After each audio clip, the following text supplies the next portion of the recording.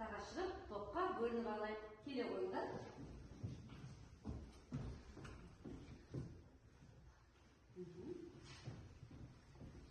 Қай топ екесің?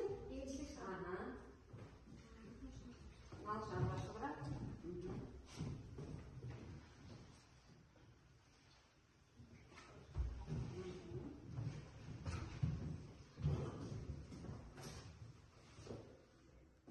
Егін шаруашылығы екен.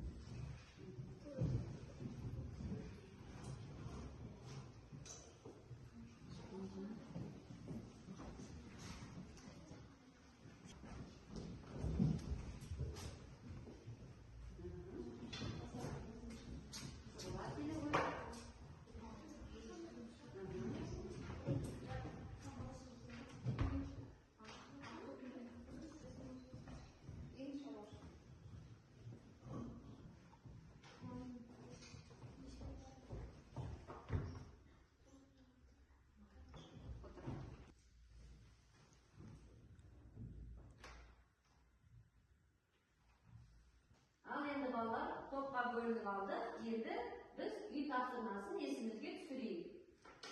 Ал Хамиден, Батыржан келе ғой. Антропологиялық тип дегеніміз не? Антропологиялық тип деген адамдардың шығу тегі мен дене құрылысының ортақ белгілерін зерттейтін ғылым. Тамаша, келесі тапсырма келе ғой.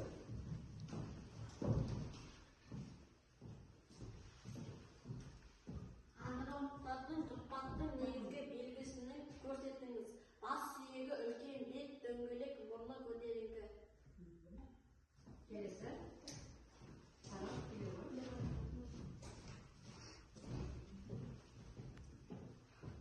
Сақтардың антропологтың тұрпаты қандай болды? Келесі, жақсы. Яз. Ішіндерде қандай белгілер көбірек байқалды? Ішіндерде монолиттік белгілер көп байқалды. Тамаша. Келесі. Келе ғой Айсана. Қазақстан аумағындағы монолиттік белгілердің күшеюіне қай тайпалардың қоныс аудару әсер етті? Тамаша. Балалар үй тапсырмасын бағалауды электрондық түрде бағалап алайық. Балалар бізде шықты. Ерхан 1 балл.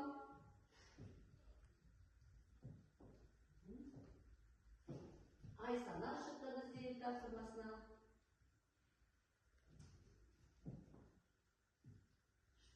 Әлішер шықты. Ана сабаққа көшу үшін балалар бізге мина шабу әдісі. Мына жерде сендерге сұрақтар берілген. Адамдар ерте заманда қалай өмір сүрді деп ойлайсыңдар. Ежелгі адамдар тамақты қайдан алды? Ежелгі адамдар еңбек құралдары не үшін қажет болды? Неліктен адамдар аңшылықпен қатар егіншілікпен айналыса бастады? Ежелгі адамдар өмірі мен қазіргі өмірде несімен ерекшеленді? Егіншілікте мал шаруашылығы қайсысы бұрын пайда болды деп ойлайсыңдар? Неге? Сен ежелгі дәуірде өмір сүрсең, қандай кәсіпті таңдар едің? Неге деген сендерге сұрақ туып тұр, бала? Кәне өз ойыңызды айтып жіберейік. Ал, Батыржан. Адамдар ерте заманда қалай өмір сүрді? Сүреді деп ойлайсың. Бұрынғы ерте замандағы адамдар табиғатпен өте қатты қарым-қатынаста болған. Олардың бәрі байланысты өмір сүру салтының бәрі табиғатқа байланысты болған. Тамаша. Келесі, Ияз. Ежелгі адамдар тамақты қайдан алды? Ежелгі адамдар табиғатпен байланысты болғандықтан азық-түлікті ормандардан, жануарлардан алды. Келесі, Самал. Адамдарға еңбек құралдары не үшін қажет болды? Адамдарға еңбек құралдары егіншілікке және мал шаруашылығына және аулауға керек болды. Тамаша, отыра ғой. Ежелгі адамдар аңшылықпен қатар егіншілікпен айналыса бастады.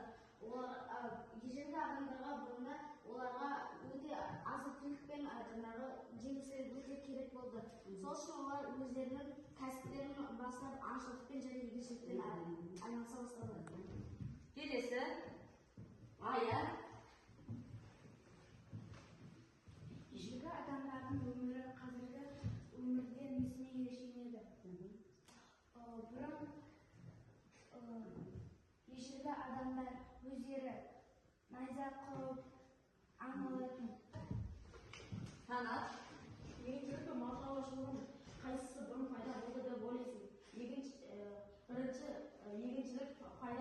ол адамдар олар өздері адамдар жерге егіншілік егіп өздері егіншілік шыққаннан кейін өздеріне азық түлік болғаннан кейін егіншілікті ойлап таба бастады.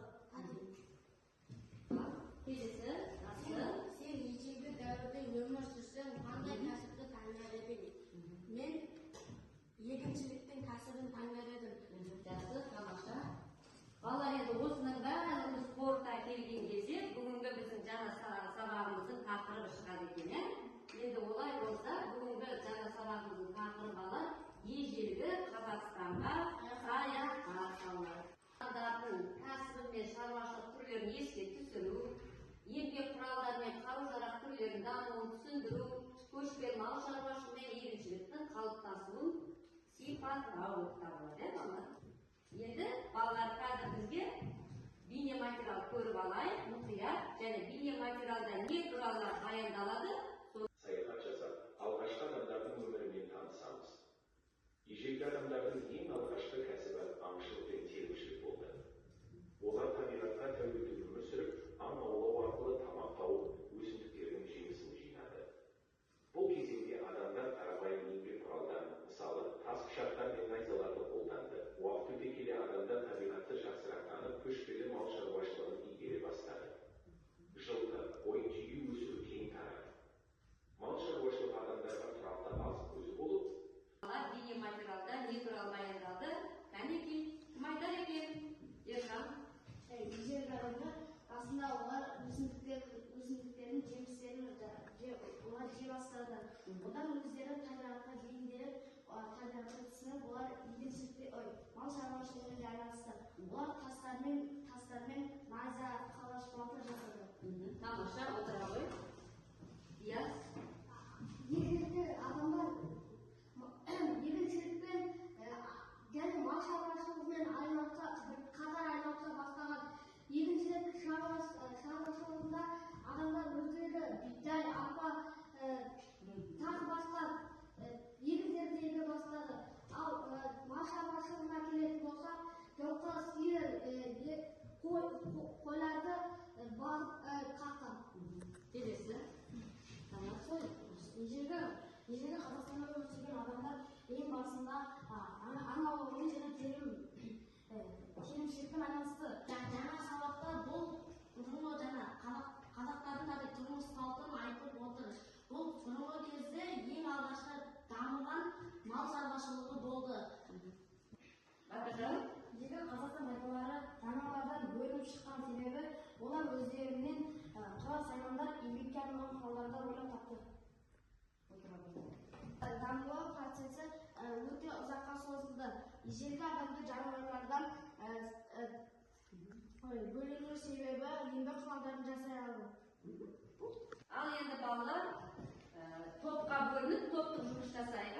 Бірінші топ сендерге егін шаруашылығы туралы мәліметтер жазамыз балалар. Келесі топ мал шаруашылығы қалай пайда болды екен топ туралы жұмыс жасаймыз балалар оқулықпен.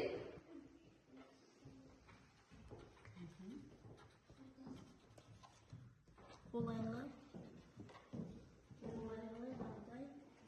Келесі сендер.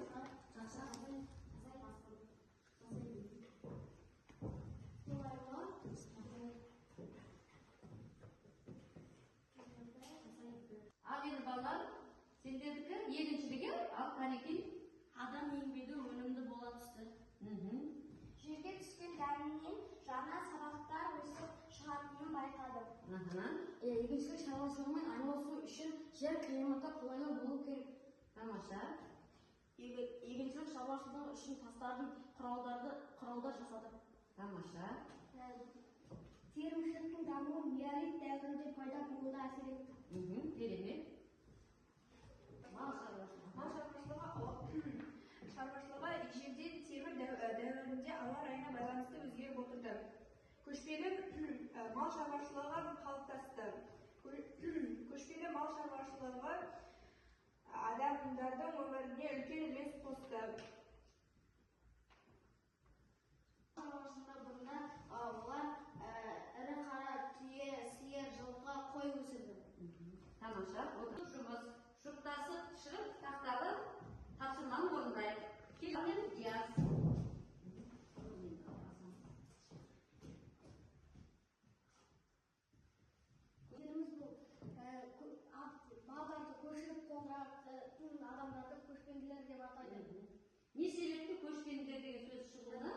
көшпенділер деп атаған себебі олар жаңағы мал шаруашылығына байланысты, жерге байланысты көшіп қонып жүрген.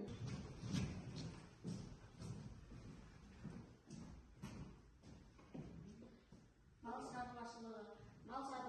Бұрынғы кездегі адамдар ең алғашқы мал шаруашылығымен араласты.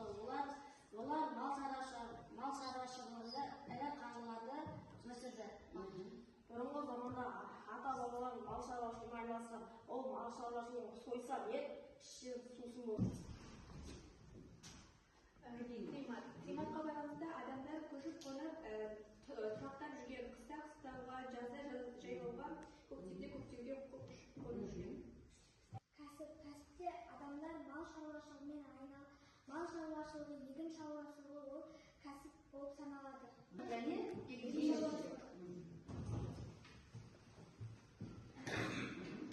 Ежелгі адамдар бұрынғы заманда азықтарды ағаштардан, малдарды тастан найза жасап, малдарды сойып өздері жеген. Бүгінгі сабағымызды қорытындылай келе, сендерге мынандай тапсырмалар берілген екен.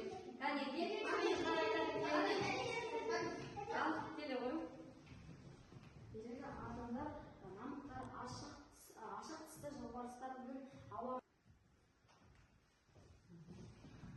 Келесі. Ертеде ыдыстар неден? Ертеде ыдыстар неден жасалған? Ертеде ыдыстар балшық, ағаш, металл тастардан жасалған. Тамаша. Ежелгі құралдарды ата. Ежелгі құралдар найзалар, садақтар болған. Адамдар жиналған басқа да нәрселерді үйренді. Келесі. Заманда киімдер неден тігілді? Ежелгі заманда киімдер жануарлардың терісінен тігілді. Ерхан. Ежелгі заманда әйелдер келесі істен байланысқан. Олар аз әзірлеп алды. Тез. Суретті адамдар не істеп жатыр? Адамдар аңшылықпен айналысып. Келесі. Неандерталдықтар, мужчина командар. Ерхан шыға қой. Ежелгі адамдар өмір сүру үшін не істеді?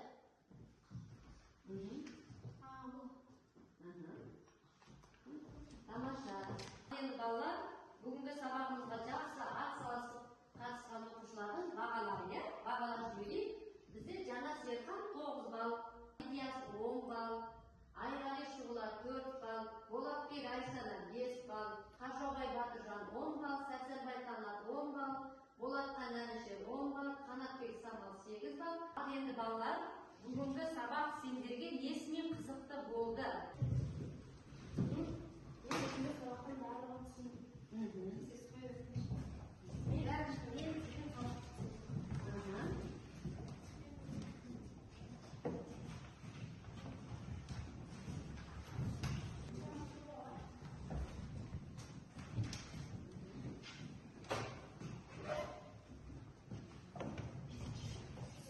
Бүгінгі сабағымыз осымен аяқталды. Барлықтарына сәттілік тілеймін. Бүгінгі сабақ сендерге түсінікті болды деп ойлаймын. Ал балалар, үйге тапсырма